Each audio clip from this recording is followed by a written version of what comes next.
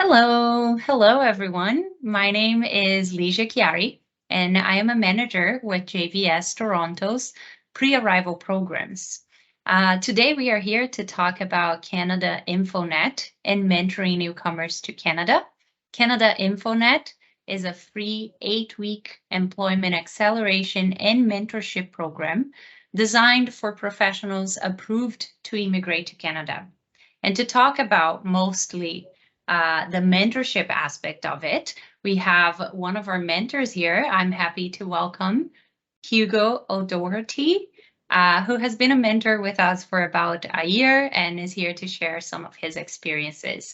Thank you, Hugo, for taking this, accepting our invitation to be interviewed. Oh, it's no problem, Leisha. Happy to be here. Thanks for the opportunity. Thank you.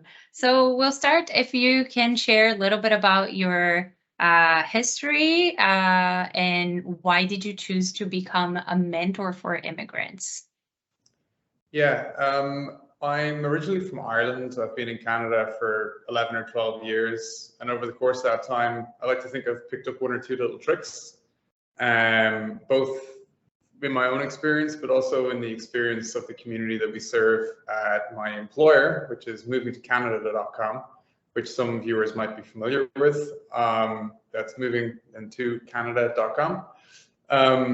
So helping newcomers, empowering them to be successful in Canada has been something that we've been doing anyway for years, but sort of at scale through information. And Canada InfoNet then offered me an opportunity to do that more on a one-on-one or a small group basis, which seemed exciting and a nice sort of change of routine for me. And so through my work with Moving to Canada, I've been able to sort of gather some insights and sort of trends that hopefully I'm able to help people get a bit of a springboard into their new life in Canada. And as well, I learn things from them. I'm learning about what it's like to move here in 2023 versus 2011. The world's moved on quite a lot in that time. So always picking up new insights, trends, and information from people. Thank you for sharing. It's nice that you mentioned that you are an immigrant yourself, but you're also still learning from the immigrants that you now mentor, right? I think a lot of people may not understand how you can benefit from being a mentor. So can you tell a little bit more about that? Like how, like in this about year that you have been mentoring with us or any other mentoring experiences, how do you benefit from being a mentor? Yeah, good question. I mean, I'm learning every hour, every day from this opportunity. Assuming there's some people out there who are watching who might themselves be hiring managers or employers in Canada, it's great to be able to learn from newcomers, because these newcomers are basically providing the labor that will bolster the entire economy and ultimately help to pay for the social programs that we'll all enjoy when we're old and gray. So these are the people that are providing the necessary firepower to move the Canadian economy forward. And in the process of mentoring them, it actually helps, I think, employers or hiring managers learn and solve HR problems that they might experience in their own organizations. I know that that's been the case for me and for the organization that I work for, but I don't think it's necessary to be in the newcomer space to learn from newcomers and be able to leverage that into your day-to-day work. So that's one benefit that people could have from mentoring, but there's something that seems a bit transactional, and maybe there's just something richer behind that, which is helping people, empowering them to succeed. Helps you feel good. It puts a pep in your step. It's a nice break in your week to help someone for 20 or 30 minutes, or maybe even up to an hour every week. It just really kind of recharges your batteries and makes you feel good about yourself. And everyone's a winner in that case. Yeah, then that's what matters, right? It's good that you can feel good about helping them. So it's a win-win-win situation. Everybody wins. Yeah. So we talked about the benefits for a mentor. From your experience as an immigrant, did you have any mentors or How was your experience with that? Yeah, good question. I think a lot of people can point to mentors in their lives that are more informal. So someone who might just be in a more senior position in an organization or an industry or a certain city that they can lean on for advice or information. The beauty of the Canada InfoNet program is that they've sort of formalized that process and holds both the mentor and the mentee accountable to that process. So great people like you and your colleagues sort of turn up and sort of they're the glue that makes it all kind of work. Did I have any mentors? Yeah, I mean, I did, but they weren't what I would call in a formal sense a mentor. Mm-hmm. They were more just people who I learned from. And I suppose it comes down to your definition of mentorship at that point. So both yes and no, but let's say yes, I had some mentors, but nothing through a formal process like this. And if I was eligible for or aware of a program like this when I moved, I definitely would have leaned on it at that time. Yeah, so you'd say you would recommend to a new immigrant to have a mentor, a formal mentor? If you think of like risk reward, there's like very little risk. If the worst that could happen is you just don't jive with the person, but that's you've only sunk a little bit of time and attention into it, and the potential upside is you could learn so much from this person. They could give you a springboard towards an amazing job opportunity in Canada, or just fine tune how to present yourself to potential employers and colleagues, etc. And yeah, the rewards could be incredible. Yeah, I agree with you. I used to be a coach as well, so like a mentoring coach. So that third person in our program that monitors and mediates that relationship. And I used to tell my mentees when they were not sure, oh, I'm not sure if this mentor is right for me or it's not exactly what I was looking for. Any mentor will be better than no mentor, right? So it's one more connection, it's one more person for you to learn from. And like you said, the risk is basically zero, because the risk is that you spend maybe a couple of hours over a couple of weeks and be like, yeah, maybe I didn't gain so much, but you always do. You always gain something, right? Yeah, and even then, you might not even realize that what you learned until months later. It's something you might hear something that you dismiss at the time, and then months later, it actually becomes more applied and less abstract, and you can be like, "Oh, I actually did learn from that person." So yeah, that is so important, actually, because I'm an immigrant myself as well. And a lot of the things that I was learning in the beginning when I arrived in the country and attending workshops and services like the ones that we offer at JVS, it's so much information that you may not realize. And then a year down the road, you're like, oh, yeah, I learned that from that person. So yeah, it's really valuable. Yeah. So a little bit more about the program per se. At Canada InfoNet, we offer one-on-one mentorship, and we have been offering that for many, many years. But we now also offer group mentoring, which is something that JVS Toronto already has an expertise. We were doing in-person group mentoring before, but now we also have the online group mentoring, which we had the pleasure to have you as one of the mentors in these group sessions. So can you share a little bit about how different is it from the one-on-one mentoring? I know there's benefits to both, but just if you can tell us your experience. Yeah, I've done both, both the one-on-one and the group formats. They're quite different in the Canada InfoNet program. The one-on-one format, at least at the time I did it, which is sort of 2021, 2022. I continue to do it in the future, but those are my reference points from the past. It was through the platform itself. So it was more text-based and it was asynchronous. The mentee would send an email and I would reply, the next day. There might be a time zone of 10 or 12 hours because they're moving. I can think of one person who was moving from Hong Kong. So we were never sort of online at the same time. And then the group format was sessions like the one you and I are on right now, 4 or 5 people coming together, sharing knowledge, sharing experience. I preferred the group format. I just sort of, it was a bit more workshop-y. I prefer to be talking to someone in real time rather than writing emails.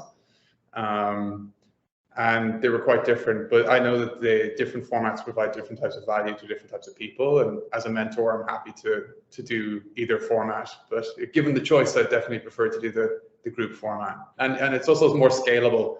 You're imparting information to 3, 4, or 5 people at a time. And who knows how that trickles down, maybe to their spouse or to another person moving to Canada. Whereas when you're talking one-on-one to someone, it's more of a one-on-one relationship, and it's less scalable. So I think they were quite different, and the group format definitely worked better for me.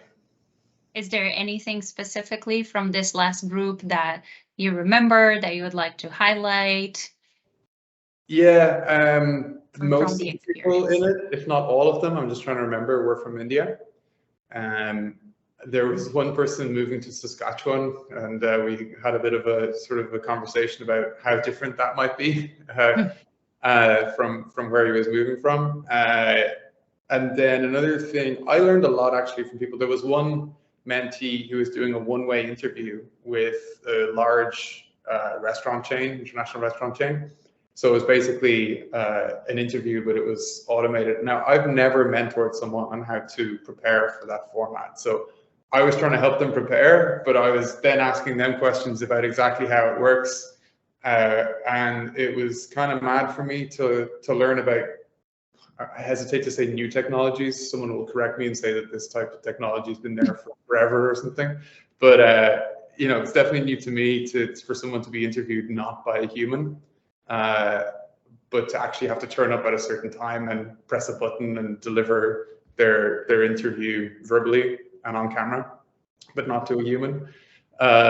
So there was all these sorts of things that I was learning as well, which were fascinating from this mentee group. That's just one example. I could give you 10 more, but we probably don't have the time.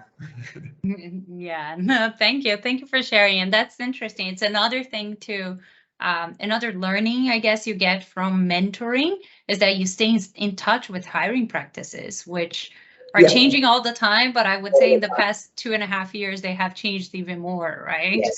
With everything. So yeah, that's interesting. Like you're in touch with interview processes and what's new. Maybe you haven't been job searching for a while. So yeah, no, that's exactly it. Like I've been sort of working in the same organization, or at least the same industry in the same city for most of the last 10 years without really, I've changed roles, but I haven't necessarily changed my city or my industry. And for a long time now, the company I work with, and to learn how things have changed even in the last couple of years, definitely gives me food for thought as we go out and hire other people for our company as we grow. So as a mentor, I'm able to like bubble that up to my colleagues in my organization and share that information and get everyone sort of, you know, thinking about how things are done around the world in different ways today versus a decade ago. That too, definitely. Thank you. We're heading to our last question. We want to not keep this not make this too long and take too much of your time, but I heard from like someone who shared about your group session. One of the things that you talked about was the importance of building a local network in Canada. And this was something that was highlighted as like good advice that you shared or a conversation you had. Would you like to share that with a broader audience and maybe say what advice would you have for newcomers to build their local network in Canada?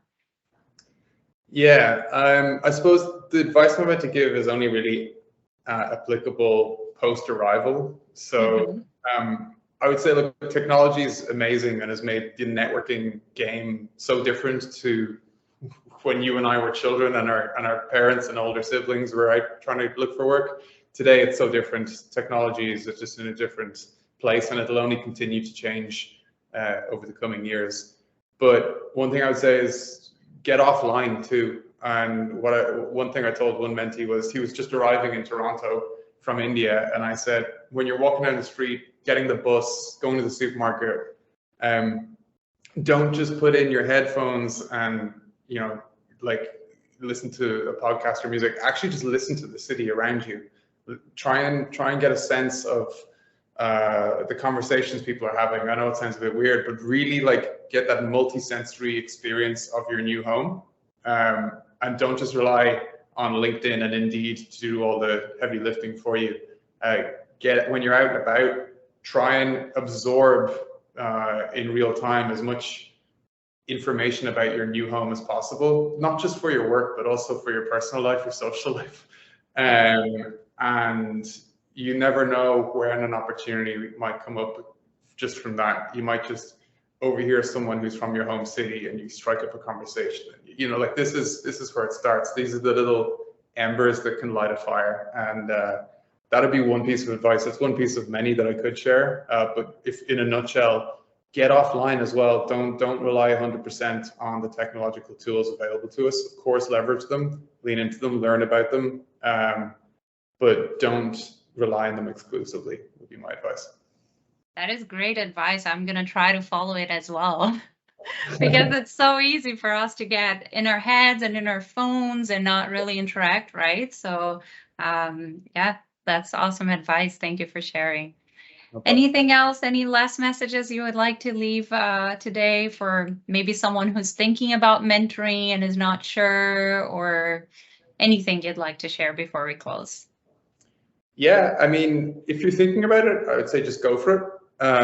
You can always just sort of take on a smaller mandate, so maybe just one person at a time, or just 30 minutes a week, or whatever. Canada InfoNet is one way you can mentor. It's not the only way. I'm sure there's other ways at a local level, but it's one way that I recommend if learning about the newcomer experience is something that you're interested in. Look, Canada is going to be relying increasingly on newcomers, on immigrants, not just over the coming years, but for sort of the indefinite future throughout the rest of the century. And it'll serve anyone well to learn more about why these people are moving to this great country, what they want to achieve, and who knows how it might benefit you on a personal or professional level. But if you're interested in doing it, the rewards are incredible, and I highly recommend it. Thank you. Thank you so much. Thank you for the interview. It was a pleasure to have you here, and it's a pleasure to have you as a mentor in the program. I'm excited for my next group mentorship group, and yeah, looking forward to a big 2023 of helping newcomers achieve success here on arrival. Thank you. We are too. We are very excited. Thank you. All right, no problem.